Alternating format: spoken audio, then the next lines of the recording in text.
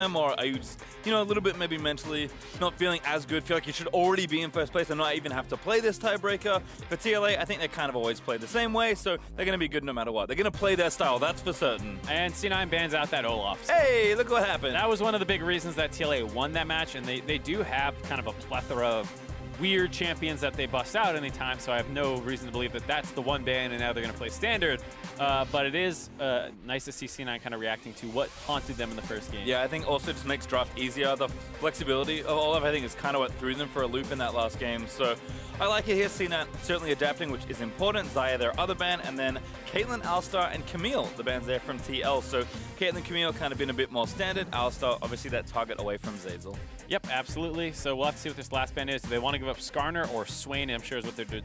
Oh, they're going to give up Bangalio, excuse me, so they get one of these two most likely. TLA want that Swain. Nikki going to lock that in. Seeing quite a lot of Swain for the evening. I think he's actually been first picked every time he's been played. Yes.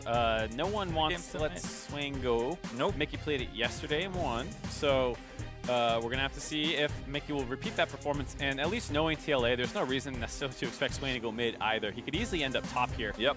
Because if anyone's going to swap things around, it is TLA. Yep, like we heard a little from Otto and Joyce, clearly the teams have been playing against this, at least in practice. So have to think they're prepared, as Varus will get locked in here for Keith, getting away from the Ezreal. And maybe a little bit more of a punchier AD carry, certainly more aggressive in the laning phase. And Zach taken away surprisingly, not wanting to go for that Skarner pick actually. Sejuani up as well. Both these junglers do like that champion. Hard actually going to lock it in, so maybe just a read there from Cloud9 thinking they don't really play Skarner. We're not that afraid of it. Take Sejuani, we'll take the Zach. Yep, taking what they prefer. Hard had a pretty good Sejuani game as well. Played a lot this split as well. Oh yeah, we talked with him about it too, about how his team plays a lot of crazy stuff, so he kind of ends up playing it, doesn't mind, likes following up on his team's aggression. And there we can see a Riven in the first phase before it can get banned out. So I guess that is that Swain going mid lane. Yeah, kind of interesting to see what else can happen here, but TL certainly showing their hand solo lane wise, and we will have mismatches here. Let's see what C9 want to do though for this next pick. Wonder if they kind of match one of these lanes right now. Looks like the answer is yes. So this is a repeat of a matchup we saw earlier in the day. Swain versus Ryze. Had a lot of scrapping early on, but it looked like Swain should do all right, or excuse me, Ryze should do all right into the Swain. And then like you said, the mismatch up in that top lane for TLA. C9 has the AD carry. Well, we'll see if they, I assume they'll target bot lane, so we'll see exactly what they try and sculpt for themselves there in the 2v2. And I guess what is Viper, is afraid of potentially there in the top lane? Because you said that Shiro is willing to play also some maybe different counter picks as well into the likes of a champion like Riven, even though Viper is happy to play pretty much any matchup it feels like. So Nara's the first one, Ezreal, Triss get banned by C9 very quickly. And now one more ban for TLA. Yeah, like you said, I'm sure Viper is comfortable playing Riven into anything, and it's no better way for them to end their regular season fighting for the top spot than probably getting a win on Riven. So I like to see that for Viper here. And I wonder what Shiro has prepared. Like we said, he is known to play a lot of carries himself, plays the Riven. We saw that banned out in the first game actually where TLA banned the Riven. And then they also banned, he played Akali into Camille, like we said earlier. He'll play any matchup. Shen the next ban though, so more standard stuff taken away. I imagine that this is support time for Cloud9 Academy. Pinch the bot lane a little bit more, save the top lane at counter pick, so you can see what else is happening. Yeah, they might hold support here because they haven't seen anything out of the bot lane at TLA. They also might go support just to grab the highest priority one, so they want that Braum personally for themselves. They have no reason to share it. You know, the top lane, you already see the Riven, you already know the matchup. I can't imagine it's going to be too influenced by it, but they just grab the Braum because that's what they want. Certainly a good point as well. I mean, the last time I was here, if I recall correctly, Zeyzal did say that, at least in that metagame, support counter pick was actually quite important. So he's certainly a player that plays a lot of different champions. So he's kind of aware that he can sculpt and change a lot of the game in draft for himself. Yeah, we saw him bust out Zillion one time. Apart from that one was not great. Not look so hot. All right, Cogmore there for Shoryu, and Joey needing a support. Hey! Found one he liked from last time these two played today. Yeah, and if you remember back to that first game, Joey was very pivotal for holding on to a lot of situations in that bot lane. They survived dives. After they kind of threw the next fight, Joey had a good ultimate to make sure that they didn't lose another fight in a row. So TLA finding some of the same tools that they found in the first game. Ooh, Fiora flash here from Zeyzal. I don't think that's where we're going, but I'll be excited to see it. I hope we do. No matter what happens. I mean, I hope so too. Certainly seen some play in the LCK. Smeb apparently cannot let go of his love for Fiora. But otherwise not too much, and Shiro going to fall back a little here. Poppy is the selection. Interesting. So obviously Poppy, the first interaction that jumps to mind is the steadfast presence. Blocking dashes can potentially stop Riven from getting in, because a lot of what Riven wants to do is, in a team fight, find an angle, instantly get on top of you with dashes and flashes. Maybe Poppy can stop that. Does lack some of the other tools that you expect to see, like when you see it into the Camille matchup, where Camille puts herself in your wall, so it's very easy to Poppy get stuns. After the Hextech ultimatum comes down, you can kick the target out of there. Even if you stop one or two of the dashes, Riven's still very, very mobile and can keep moving around, I assume. So we'll have to see how this works out. I have to imagine Shiro is familiar with this matchup and is prepared to take it. Yeah, kind of fun to see. Poppy creeping away back into the metagame. Like you said, usually against that Camille, but she was banned this time around. So instead, Viper is back on his trusty Riven. Try and finish this one off. And, you know, to even make things more exciting, Mickey first pick Swain. We'll see if he can pop off and destroy some kids this go-round. Cloud9 have already felt the pain of Mickey. Will they feel it again? He likes to play aggro, so I have no reason to think. Swain is a good champion for an aggressive player, so I think Mickey's going to feel right at home. It's also a good champion to punish aggressive players if they end up on it, because, like we said, not really many defensive tools available for a Swain. So if they're able to find him early on, they might get those kills. Also, important to note, while he is going phased rush, and still going inspiration second, he does not have the stopwatch, which some other Swains have gone. So even less defensive tools available. Yep, just some dematerializers to help pushing things along. We'll probably expect a farm fest there in mid lane. As Viper, I think he always uses this skin. Championship Riven skin. It's Dawnblade? Oh, excuse me, the Angel one. Yeah, that one. Yeah. The super flashy and splashy one. I've heard it's cleaner to see her animations on the skin. For anyone who actually cares about practical uses of some skins, I care about Riven, so that's the only reason I know that. Invade, though, from TLA is much more exciting than my crappy story. Is spotted, though. Yep, looks like they're going to get forced off this one, potentially. Oop! Mechanics! Viper taking down the ward. Very slick. Yeah, so with that E start and Riven comboing together, they can actually stack this up on one of C9's members if they're not careful in this invade. Yeah, certainly don't want to go too far forward. Hard can also pretty easily take down this. Does get the red. Different buff, but still same objective. Hard able to get level 2. And doesn't want to stop the pressure yet. Why let Wiggly get these Raptors if he's a level behind you? Yep. And Mickey looks like he has priority in the mid lane, pushing in the Rise early on. So Hard's going to be able to convert that red buff steal into a Raptor steal as well. Going to be pretty huge for him. Surprising everyone, Mickey is playing aggressive in mid lane. Yeah. Good bit of pressure there to kind of tie that invade together. And during that, Wiggly's actually going to move down to TLA's red buff right away. They don't want to give up a buff, but looks like TLA is reacting to this. They expect it to happen. They're going to collapse from all sides. Bot lane coming in from C9. Going to see another fight potentially over this right away. Yeah, Wiggly on the level 1 has to feel really bad at this juncture, but no check just yet. Zazel actually roaming up to help with the buff take. Wiggly is actually going to get away with that. Hard on his Raptors. He's going to deny something here from Wiggly, and now they know where the Zac is. Should be able to escape with the slingshot pretty easily. But still, Wiggly not going to get 3 buffs, which is always nice. He doesn't get 3 buff, does lose his Raptors as the only part of the mismatch in that trade of jungle camps.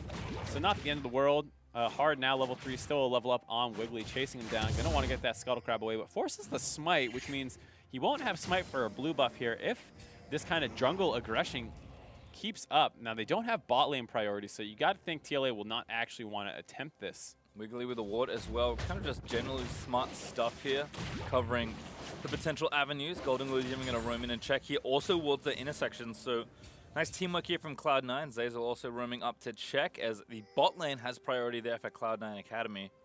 And one of the knock-on effects of all this pressure down around the bot lane, top lane has been unimpeded. So you see about 7 CS advantage already for Viper, kind of pushing in that Poppy early on. A nice little benefit to having the junglers be the focus of the attention early on. Yep, and Viper, I think, always happy to play in isolated lanes, given his champion style. Shiro, again, we're kind of expecting a lot of defensive play here from the Poppy. See if the matchup can play out favorably as things move on. But for now, Viper with the aggression, and Golden Glue's just killing creep waves. Yep, you saw minion dematerializers on those cannon creeps. Fighting for that priority. Claw misses. Easy trade for Golden Glue after that. Yep.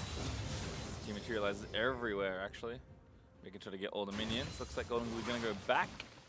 Might see a swap over to TP here for that early tier. Not back just yet. Wants to use the last of his mana before being forced away. Mickey also has TP. We've seen this on every Swain so far. Kind of makes sense for him. Yep. Has the phase rush as well. Like we were saying, kind of becoming what we believe to be the go-to standard rune choice for the Swains. A little bit more here from Golden Glue. Needs one more spell. Needs one more. Feels bad, man. This is a CS, but it's going to go back and TP into lane. Viper also going to go back here, having pushed the last wave in towards Shiro. I lied. He's actually going to stay. Baited. Always get baited by the Rivens. I guess nothing to really worry about here. Viper is playing respectfully of Wiggly though, which I do like to see. So Mickey also going to go back. Tier Negatron up here for Golden Glue, so quick Abyssal Mask, kind of understanding the early pressure Swain can put out. Yep, lots of magic damage on TLA's side. Kog'Maw, Swain, and Sejuani all bringing it, while his team as well has a lot of magic damage. Pretty much in the same positions. Varus and Zach bringing some, so going to be a great item for him. Want to see what Swain goes. We've seen a lot of Roa first.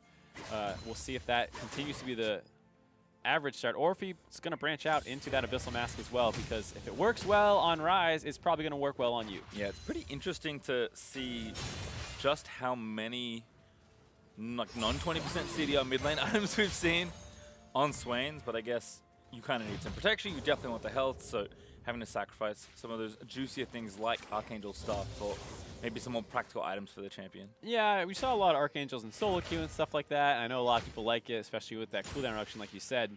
But as a one item, it's a little bit rougher. Or not one item, but like tier versus Catalyst is a pretty big difference in terms of what you're going to be able to get with it. A lot more sustain available with this build path, and maybe that's what you think you need with that Swain early on. Yeah. A lot of Zhonya's too, so we'll keep charting here, but it seems like we might have a good template for Swain here, if things do go the same. Other than that though, we've got farming here in the mid lane. Mickey is doing a nice job pressuring up and pushing these waves. I think you can kind of see the effect on the spell flux nerf here for Ryze, just not able to quite push as aggressively as he used to. Good pullback from Mickey. Lands a slow as well for a bit of extra combo damage, but Zazel going to tag up Joey. In comes Wiggly. Oh! Mistimed the CC duration. Yeah, good last second flash by Joey to avoid the stretching strikes. Have to imagine if that connected, flash comes through after, but then you still get pulled back, so able to live from that. Also, I was about to say, Mickey doesn't have that many soul fragments, hasn't landed that many claws, but gets a good combo there to grab his third. So now that he's 6, gonna have a little bit more pressure. Everyone loves the soul fragment minigame. It's hard. Kind of shadows just behind Mickey. He's going to be spotted by a lane ward though, so some good vision as Hard crosses over into the right side of the jungle. Will be 3-buffing though. Wiggly's gank, while nice to get those flashes, does not go unpunished, as Hard is going to get 2 red buffs for this one. Most likely. He's leaving the bot side. Not up just yet. Going to go farm the wolves that are available instead, but I think you are right. Going to be pretty close to 6 after this camp. Shouldn't be too far off if he wants to try and influence one of these lanes. Mickey, though, just charging in with that damage. Swain, so good when allowed to just lightning you down like that. That's why it's so important to land those roots. You pull them in. That's also why the W buff is why what a lot of people attribute to be the biggest change to Swain. Because before, that AoE was so small that even after the root, you can just walk out of it. Now it lands, it slows them, it deals extra damage, it gives you an extra soul fragment, it heals you. There's so much that powers you up by landing that W that before was just not even a real ability because people just walked out of it. Yeah, Mickey, I think, understandably demonstrating the power of that trading pattern. Really effective stuff early on as Golden Glue forced back on a pretty economical buy here. Ruby Crystal and a Null Magic Mantle.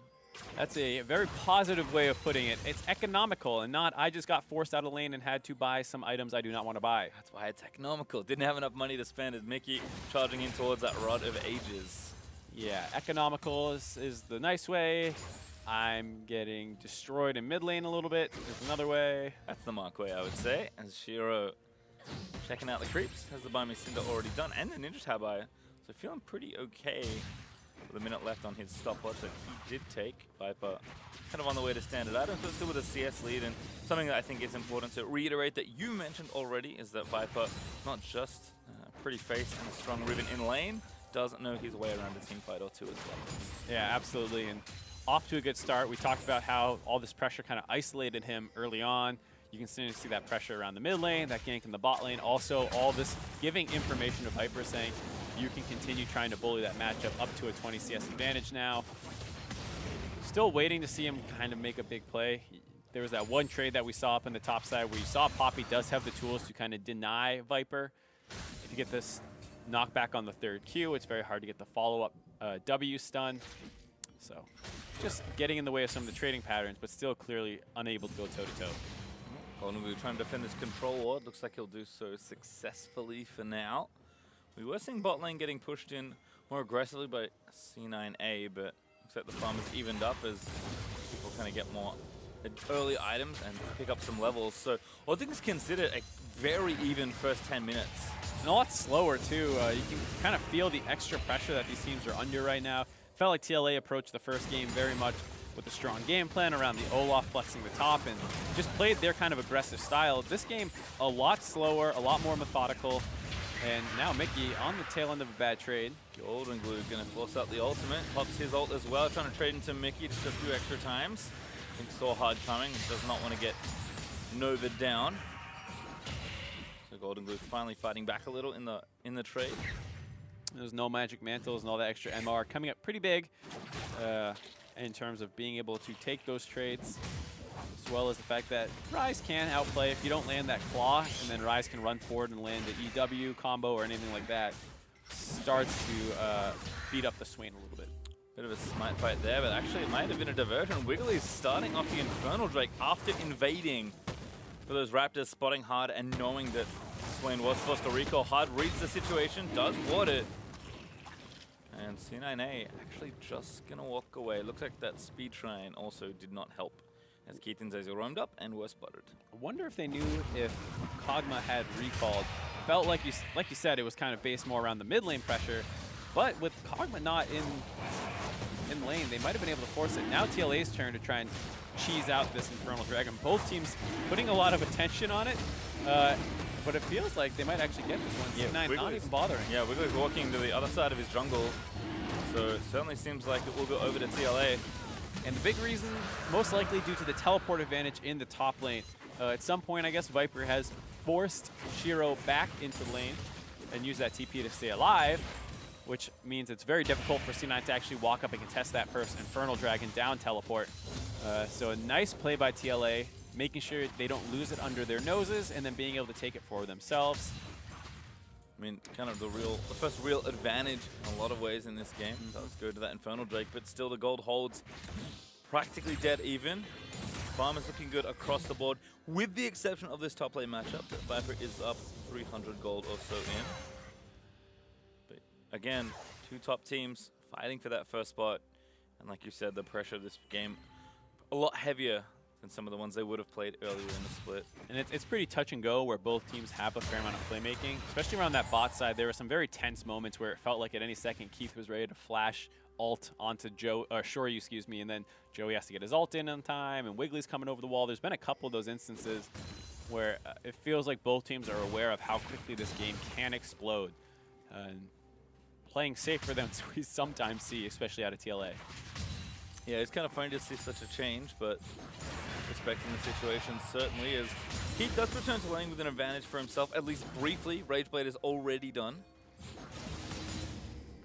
Yep, hitting a important power spike, as here we see Goldenblue caught out of position a little bit. Wiggly's here as well, though. It's actually a 2v2. Wiggly gonna pull them back, slap them together. Looking for the kidnap, finds both of them with a stun. Landed onto Goldenblue, the Nova just charging up too long hard. Held the ulti for so long. Goldenblue barely lives and grabbed first blood onto hard. Yep. Wiggly's still scrapping, though, as both bot lanes are starting to collapse. So he's here as well. I think there's enough. No, Mickey's going to try and find it. It's only the passive, though. Zazel going to leap down and get a kill with the ultimate. As Joey's ult is not in time. Here comes Shiro as well. Chain of Corruption lands in onto the Viper, who's going to get stunned up. Shiro's trying to go Shoryu as they get a bit too aggressive. Maybe just should have gone for the Riven instead. Knock up there from Shiro onto the Kog'Maw, but not enough as Windslash doesn't get a kill, just deters him from pushing forward further. A 2 for 0 for C9. I gotta say, I am stunned that TLA did not win that fight harder around the mid lane. You know, Swain is one of those champions who, in a scrappy 2v2 where he gets his full ult channel off, should probably win that, but for some reason was not actually able to finish off Golden Glue. Maybe it's all that extra MR he had early on. I want to take another look at this. He has no soul fragments, so this ult is a lot weaker than you would used to see, especially on the Demon Flare proc. So Golden Glue gets burned down low. They're doing a good job chain CCing him, and then that ult does almost nothing to Golden Glue. I have to watch again to see if he actually landed it, but either way, not much damage follow-up there. Now pressure around the bot lane. Yeah. Focus on the Keith. Good dazzle there, going through the Brom. Unbreakable, but good damage blocked there by Zeyzal. TP coming in. Wiggly stunned up a little. Viper late, but finally arriving. Shiro here. Looking for the wall slam. Doesn't grab it in time as Wiggly goes down the harbor. The damage still coming around. TLA forced to a choke. Golden Glue gets one. Gets two, actually. Maybe going to make it a third. No, Brom grabs the next one. Here's the rise ult in. Golden Glue riding through to try and take down Shoryu. Zeyzal falls, but it's well worth it. 3 kills and counting. There's another. And that's almost an ace. In fact, it is an ace. Shoryu goes down in the passive. Cloud9 get it all. 5 for 2, and most importantly, they're going to start the objective snowball in their favor. They have a minion wave coming. They're going to be able to take this bot turret. Golden Glue will grab that one. He is a monster rise now, sitting at 4-0-3, showing that those nerfs, while they mattered a little bit, do not knock Rise out of viability at all. And he is going to be a huge threat in this game. Both team comps interact very similarly, a lot of hard engage. But when one of the enemy team's beefy magic damage mages gets this far ahead, they become much stronger. And this Braum Unblockable saves so much damage to Keith. He would have died instantly, most likely to Shoryu's damage there, but Zeyzal absorbs all that. Then they focus down to Wiggly, the enemy tank, and so while they're able to kill him, Rise's Spell Flux hits everybody so hard in that choke point, bouncing between multiple members, finishing off the turret, getting the next target down, and then he's able to follow up onto Shoryu. Zeyzal ends up dying as the turret unfortunately targets him, but Golden Glue's still able to chase down for the final kill. Snipes him out with the Q. And huge advantage there. Now that the game's broken open, we're kind of getting into that TLA pace of the game. Yeah, very scrappy. Stun lands in onto Zeyzal, but Keith did a huge chunk of damage to that turret. Cleanse out from Zeyzal. Ulti also trying to block it up, but Keith in trouble. He's going to get caught by the Riven. Mickey also roaming up, going to try and get more. Now he has the fragments built up. Yeah, you see the difference in damage that thing deals. 552 with 5 soul fragments on a, minion waves that don't have a ton of MR like Golden Glue did. But either way, you see the importance of making sure you have that before you fight. And, lesson learned maybe too late here for TLA. Maybe an overstay here, but Shiro able to find an exit. TLA were descending back onto mid lane. Still good turret damage done, although Cloud9 didn't actually get a second one yet. Weakening mid, and Keith did also about 30-35% in top lane. So Cloud9 certainly ready to snowball this game up 3K, but TLA just saying, all right, well, we're not too far behind just yet. We can afford to play up and aggressive now that the map has opened up a touch. Yeah, they do have the Infernal Dragon offsetting some of that gold deficit. A lot of pressure around the top lane, willing to sack some around the bot lane, getting this Rift Herald. They have to be careful though, as Wiggly, Zeyzal, and Keith are still up on this top side. Losing a lot of damage on the mid lane too, as talk about this monstrous rise now. To see how good the trades are for him. Yeah, Golden Glue is trading very happily. They're going to take the mid tower as a result, actually, as the second tower falls over. And I mean, Golden Glue's 100% kill participation, starting to really play up. Yes, the Rift Herald goes over, but credit where it's due. This is the guy that's played for so long, especially kind of down in Challenger, now in Academy.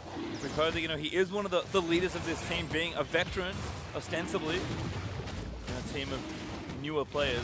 Yeah, Viper kind of hanging around here, but he's got to be careful. It's 3 versus 0. Might throw his ult in there to try and snipe it out. It's not even going to bother anymore. Like you said, Golden Glue kind of being a veteran for this team. He's always been known as the Scrim God, and you're waiting to see that make its way out to stage.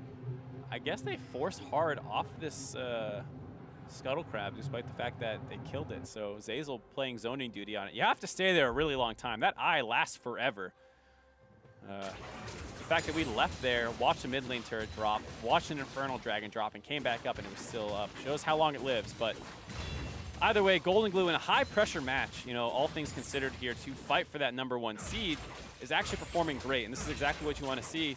And the question was never about Golden Glue's talent. It was kind of about his nerves and being able to perform on stage. So while this isn't quite on stage, it is still a high-pressure match. And you know what? If he wants to prove that, he will have the chance on stage as we move into playoffs, and Cloud9 would love to be in the best possible position to do so, which of course means finishing first. TLA, though, not out of it at all. I think this is one of the teams you pretty much never count out until the Nexus is exploding, and even then, you have to respect Viper's Riven, because there have been some games where the enemy team was literally on both Nexus turrets, and he finds a flash engage and gets a couple kills. They have to be careful. Now, Keith is going to be the bearer of the burden. Yeah, bad news. He face checks the Glacial Fissure. Shoyu does pick up a kill. His Rage Blade not completed. Now it's his turn to find some fights with his team. Yep, and they're going to be able to grab their first turret of the game, start evening out this gold lead a little bit. Always nice to trade things back and forth. Doesn't manage to do so. So now 3K between the two. Was 4 before the turret did fall down, but again, total macro play pretty commanding here for Cloud9. Shiro's got a long lane to play down and draw pressure to. Viper's just kind of moving back to try and get his farm, but Shiro's able to play catch up pretty nicely here. And again, the big rise plus the ulti, you could see a lot of quick movement here for Cloud9 if they can be decisive here in this mid game. And this is the kind of question, is how does C9 play this out? Because we talk about how similar the comps are, all things considered, but Shoryu is kind of this X factor on the Kog'Maw who can become completely nutty, and C9 have a relatively low range comp. So while the Swain has kind of been outdone by the Ryze already, and the Riven has kind of been neutralized a little bit because you're getting into team fights and Poppy should outperform her there still is this Kog'Maw who can usually, if it's a straight DPS fight, outdo the Varus. Certainly can, as Mickey, if his recall delayed. Golden Glue continuing to shove waves in. He's got 2.5 items now, building it towards what I really hope is a death cap as his third item. Mickey, though, 2 items, so not doing too badly for himself as Wiggly almost finds Joy for the stretching strike. Dazzle finds 2. Wiggly goes in onto Shoyu, going to try and deny that, but again, the TP play from TLA. He's going to get chased down and taken down as Viper manages to slay him. Frontline pretty tanky there as Hard, eating all the damage from the Ryze. Only one there in the ult for Shiro. Shoyu's going to try and collect yet another kill. And Cloud9 can't answer fast enough. They lose 2. 2-0 for TLA, and this is what we were saying about why they're so hard to count out of a game. Now Baron buff up. They're going to transition right into this. They have plenty of damage to take it down. Wiggly's still alive. The massive Ryze is still alive, so they have to play this very carefully. Ooh, knock up there into Shoyu. That could have been disastrous. What's he going to miss there from Hard, but still the Permafrost could land. Golden Glue flashes early to stand behind from Zay. So it'll be unbreakable. Golden Glue still trying to get the damage down. Everybody flashing out to safety. They're going to walk out onto the Realm Warp, but can Wiggly even go back in to try and steal the Baron if TLA go back? Looks like they won't. The respawn's happened. Yeah, too low. Good stall out by C9. That was a breath away from getting destroyed. Everyone barely able to live. Taking a look at this. Mickey TP's in from behind. It's a double TP in from behind. So Keith and Zeyzal, no idea this is coming in. Nice double flash stun by Joey, kicking this fight off. Keith has nowhere to run. He's going to get finished off. Mickey, no soul fragments again, so has to be careful on how this fight plays out. But the fact that they kill the enemy AD carry right away, and the fact that Golden Glue didn't really get involved in this fight, makes it very easy for them to find these kills. Chain CC onto Shiro to make sure he can't get over that wall. And the Baron attempt was nice, just they missed the engage by Hard. With so much CC already down, I would have liked to see them play that a little slower. Maybe put the Taric stun on him. But either way, you know, hard to criticize the decision. I think they played it pretty correctly conceptually. Yep, especially coming still from a deficit. I mean, they've cut the gold lead in half in the last few minutes that we've seen, from 4 to now 2,000 ahead still for Cloud9 Academy. And not difficult to right that ship either. You know, 1 turret difference between the two. We'll cut it again in half from this point. So Deathcap is done for Golden Glue. He is, again, monstrous right now on this pick. Cloud9 going to have to find a better engage here in the mid game. Another Infernal Dragon as well in a minute, so we're going to get some more fighting. This game wants to keep encouraging that. But this time, no TP is available, so there won't be that kind of crazy double TP play in a lane that you just saw. And if C9 get there first, you have to think they'll be in a good spot. Also, now that Golden Glue has finished his death cap, nowhere near enough MR on a lot of the members of TLA to protect themselves against this Ryze if they get isolated, but he's still short range, and like we said, can get picked off by this crazy CC chain that you tend to see. Here they go for him. Yep, Golden Glue going to have to ulti out of this one, but has to be careful. Dodges everything out. Slick escape there. You know, Mickey showing that The Swain is very powerful, but not having a complete mastery of it. Depending on how hard they wanted to commit to that pickoff, there's a couple tricks you can do. Like you can flash in a line as the E starts coming back to you to put that on top of him. Now he has no ult, no soul fragments, has to be really careful here. Wiggly does find the latch, Chilling Smite as well, but they're still going to chase the jungler. C9 may have bigger plans. Good ult flash there from Hard, gets him out. Turret's still low though, so TLA don't want to stick around too far forward. This is going to get into a tricky situation though, because Shoryu's breaking down to go for the Infernal Dragon by himself, but he's going to get seen on a ward. He realizes he's seen on the ward, going to turn around, because now C9 intelligently seeing that starts the Baron buff off. Yeah, actually going to go for it now as well. Hard did get kind of pressed off, it doesn't have too many cooldowns left. Mickey the target, going in for the kidnap, does find it. Golden Glue zoning out Hard, Wiggly gets Mickey, but Shoryu is unleashing his invincible Riven, is charging into the team. Zeyzal about to get picked off as Hard does grab it, but Viper does go down. Shiro in the front line, so he's going to flash in his buy a little bit more time. Living artillery, not enough. Blastcoat is there, but another ult from Shoryu. I don't think he's got the mana though, and now Shoryu is going to turn it back around. Can't see, doesn't have the flash, so I can't find the angle. Shoryu with an aggressive face check into that Fed Rise. Oh boy, and there we see Mickey dying once again with flash up. He did not have his ult available, a very long cooldown. If you're not familiar with the Swain rework, it is not a toggleable ability quite like it was before. You actually have to wait for the entire cooldown, so he gets blown up. If he could have lived and just flashed potentially into the Taric ultimate that was almost done channeling, he probably would have been able to live and keep the team fighting there, but he goes down. And then you see the X factor I was talking about with Shoryu, able to pump out so much damage there, like you said, with that invulnerable Riven providing a front line.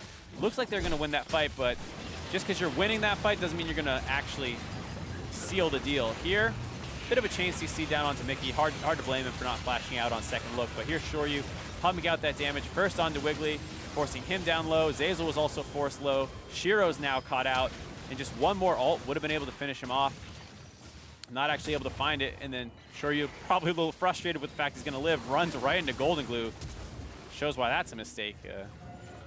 But after all of that, back in the game, teams are refocusing down on the Infernal. Yep, second Infernal could go over to Cloud9. 3 total, spawning is the only Drake so far in the game. Cloud9 make the decisive play in onto the objective and do manage to take it down. Now over to the Baron side. Again, Cloud9 pretty strong, but TLA not too far behind in fighting power and not unwilling to fight either. It's one of those mismatched Infernal Dragons where TLA with Viper in the top lane will build extra AD, so they'll benefit more from it because it's bonus AD and AP. Then Shiro will, respectively. So it's a really good takeaway from the enemy team. Normally it's just great to have anyways, but it's especially important when the enemy team would have been benefiting more from it than you are. Similarly important for why TLA wants them as well. Keep it away from the big carries as Viper hanging out in bot lane right now. TPs are up for both top laners. Mickey has his as well, actually. Cloud9 have, I think, shown some struggles here in this game, working around those 2 globals, so we'll see if they can navigate the map a little bit better. Shiro tries something, but he's poppy with 2 tank items, so nothing too exciting going to happen. Yeah, it's definitely one of those games where you kind of have to respect TLA's playmaking. You see why it's so hard for teams to beat them. It often bites them in the butt, too, which is why they're fighting right now for first place, despite having some of the most explosive games in C Academy. They also have some of the most explosive games against them where they lose very quickly. Volatile is perhaps an understatement even for this team. Golden Glue clearing out the waves. Mickey and Hard are very committed to that brush camp, but will get spotted out. Mickey with the 5 fragments though, ready for a big ulti. I feel like a pretty large team fight starting to brew, Mark. Oh yeah, Viper making his way up, trying to sneak into this top side of the map, but the ward in lane caught him, so C9 will not be surprised to see a Riven on top of them. And during this, looks like they're trying to 2-man the Baron, or at least baiting it. Golden Glue did also get a shot in the meantime. TP in from Shiro, that's a big commitment. Ooh. A little panicky maybe. Yeah, I mean, like we said, they kind of started that Baron buff off trying to 2-man it, so you can understand the decision to do that. But now, if TLA play this one slow, they can buy time for Viper to reset, get back bot lane, and then have a TP advantage around the Baron buff. They want to grab this mid turret first, though, to buy themselves more room to play with, because it's very hard to get some advantage without a turret down the middle. Wriggly's in, Hard with a great cancel. He got slapped, but nothing to latch to. Instead, C9 just going to feint some aggression, move into the river, and clear out what vision they can.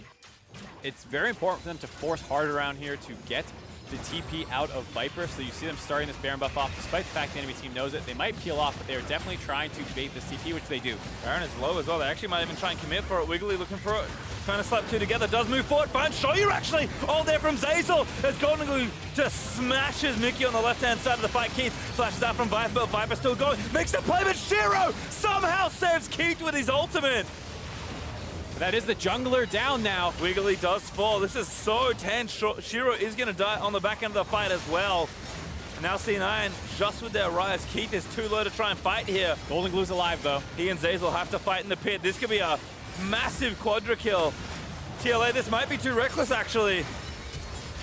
Again, gonna go forward. Could be problems. Golden Glue trying to cleanse his way out. The Baron does go down over to TLA. Golden Glue also not going to escape. Pops his Archangel Shield for a little bit longer. Zeyzal still cutting out of the way.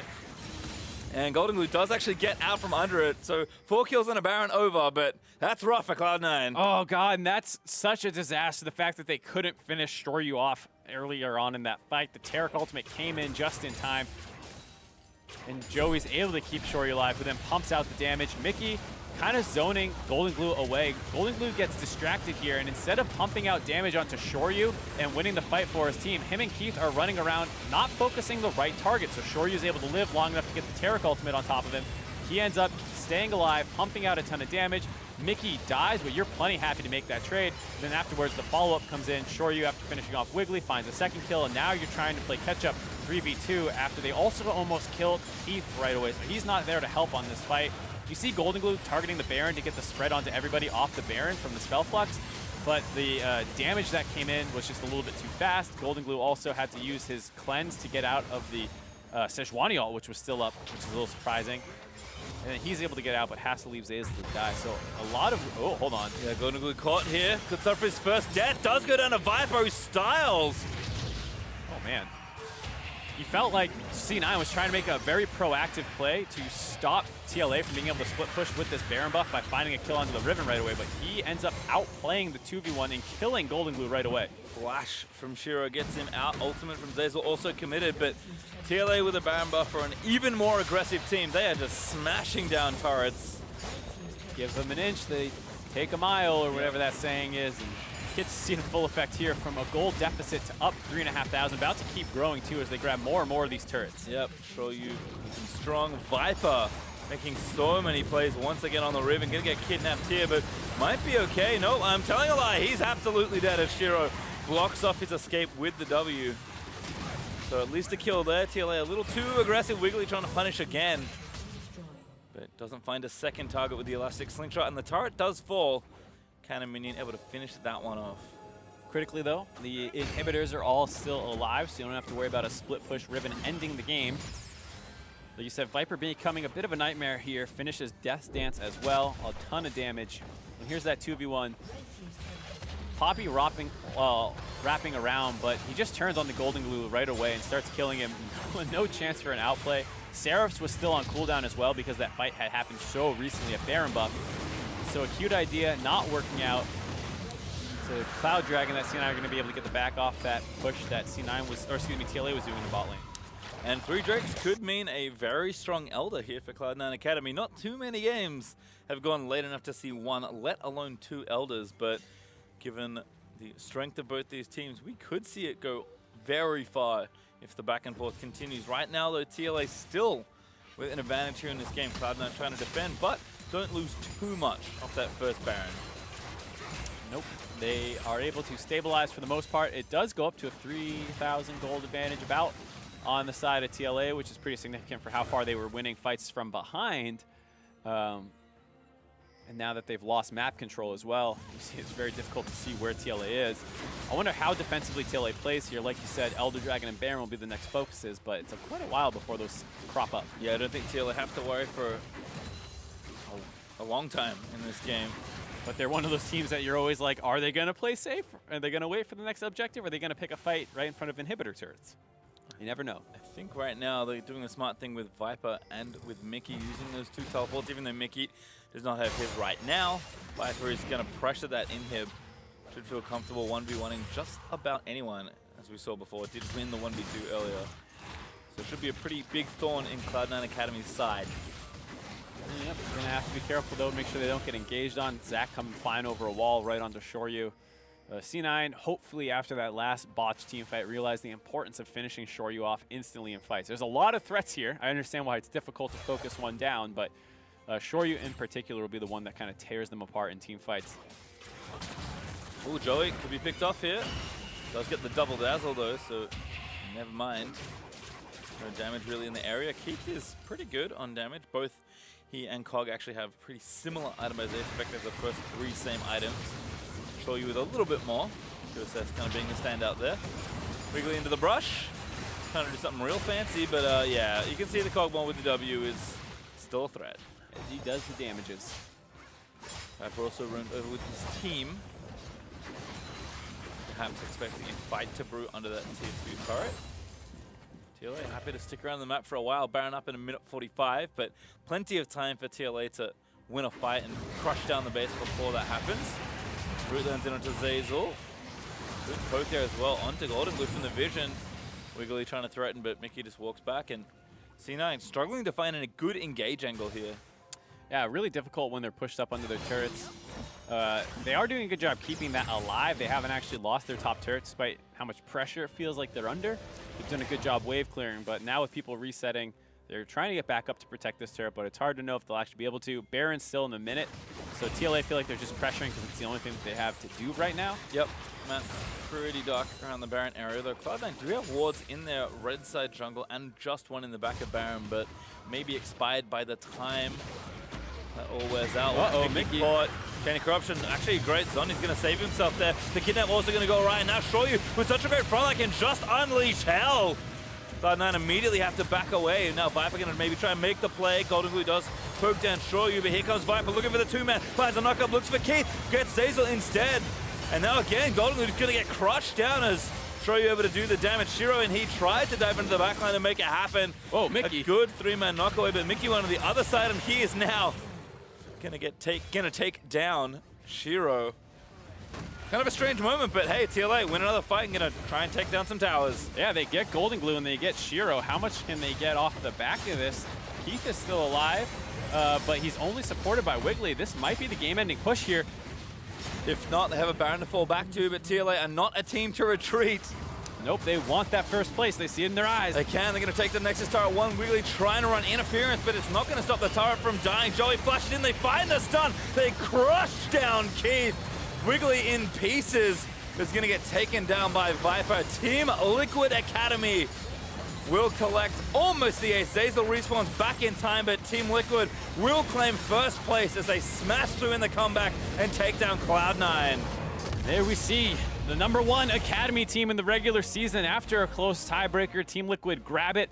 It's not too much of a surprise. This has been one of the most explosive teams, all split long. They've had some consistency issues, but it does feel like they kind of are the rightful team to end up on top, just how dominant they are when things are clicking. Yeah, ceiling just seems pretty high on this team, and certainly showed not just how good they are individually, but they also can, play a little bit more as though when need to and use that individual skill in other ways. Cloud9, though, did start this game ahead. We'll have a look at the 15-minute mark where Cloud9 got an ace in the bot lane. Yeah, it's crazy to think back to how this game was starting.